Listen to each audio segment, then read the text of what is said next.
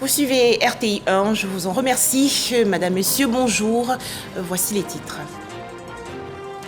En Côte d'Ivoire, le président de la République, Alassane Ouattara, devant les sénateurs et députés réunis aujourd'hui en congrès dans la commune de Cocody. Le chef de l'État, Alassane Ouattara, a fait le point sur l'état de la nation, économie, sécurité, santé et sociale, des sujets abordés dans son discours.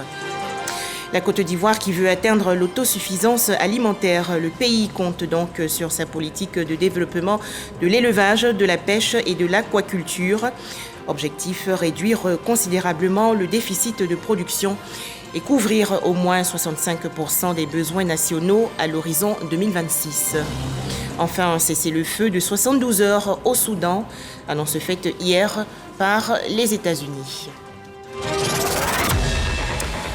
L'économie ivoirienne se porte bien, idem pour les secteurs sécuritaires et sanitaires. Les travaux de construction et de réhabilitation des infrastructures sportives accueillant la Coupe d'Afrique des Nations 2024 avancent bien. C'est ce qui ressort du point sur l'état de la nation fait aujourd'hui par le président de la République de Côte d'Ivoire. Alassane Ouattara était en effet devant les sénateurs et députés, ces derniers réunis en congrès dans la commune de Cocody. Le chef de l'État, Alassane Ouattara, a relevé les progrès significatifs dans la gestion du pays. Voici un extrait du discours du président de la République, Alassane Ouattara, discours prononcé aujourd'hui dans la commune de Cocody devant les sénateurs et députés ivoiriens. Honorables députés, vénérables sénateurs, mesdames et messieurs, sur le plan intérieur, les efforts de consolidation de la paix et de la cohésion sociale restent prioritaires. Nos actions pour renforcer la cohésion sociale et la décrispation de la vie politique nationale se poursuivent, à travers notamment la mise en œuvre des recommandations de la 5e phase du dialogue politique. Je salue à nouveau la conclusion de la 2e phase de la trêve sociale, dont la mise en œuvre contribue à la cohésion sociale. C'est le lieu d'indiquer que les montants dus aux partis et groupements politiques au titre de la loi relative au financement des partis et groupements politiques ainsi que des candidats à l'élection présidentielle ont été régulièrement payés.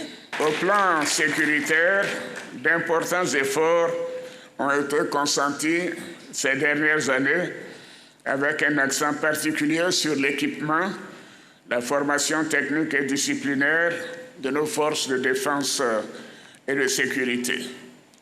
De plus, nos forces de défense et de sécurité ont vu leurs conditions de vie et de travail améliorées de manière significative.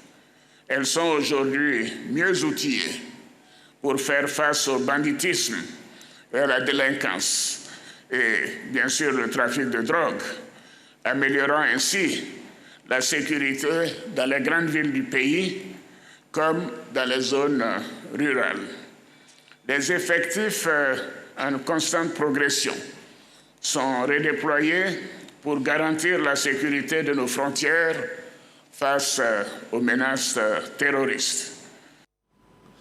Les importations ivoiriennes en matière de protéines animales représentaient il y a quelques années un peu plus de 74%. La Côte d'Ivoire veut donc atteindre l'autosuffisance alimentaire. Le ministre des Ressources animales et halieutiques, Sidi Temoko Touré, a présenté et expliqué récemment la politique nationale de développement de l'élevage, de la pêche et de l'aquaculture. Objectif, couvrir au moins 65% des besoins nationaux à l'horizon 2026. Le point, Lanciné Bakayoko. Avec 5000 tonnes, la production nationale de ressources halieutiques couvre seulement 14% des besoins. Pour les protéines animales qui gravitent autour de 70 000 tonnes, le déficit plafonne à 74%. Cette politique nationale de développement de l'élevage, de la pêche et de l'aquaculture devrait permettre de réduire les importations à hauteur de 451 milliards de francs CFA. Nous n'avons de choix que de nous orienter dans la production interne.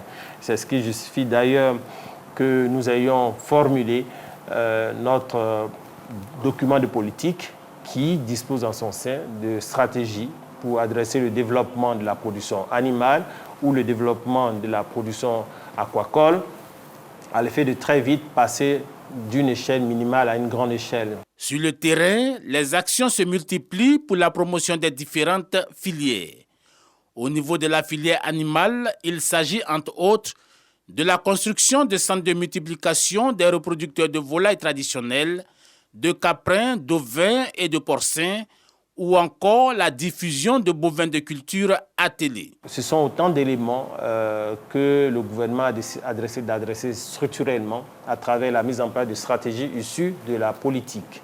Et mieux, nous avons, pour cette année 2023, décidé de réhabiliter l'ensemble de nos dispositifs structurants des différentes stations pour pouvoir nous aider à atteindre cette mission. Cette même détermination est affichée pour la multiplication des produits halieutiques. Dans cette perspective, il est prévu la construction de 8 débarcadères. Des débarcadères qui vont améliorer l'environnement de vente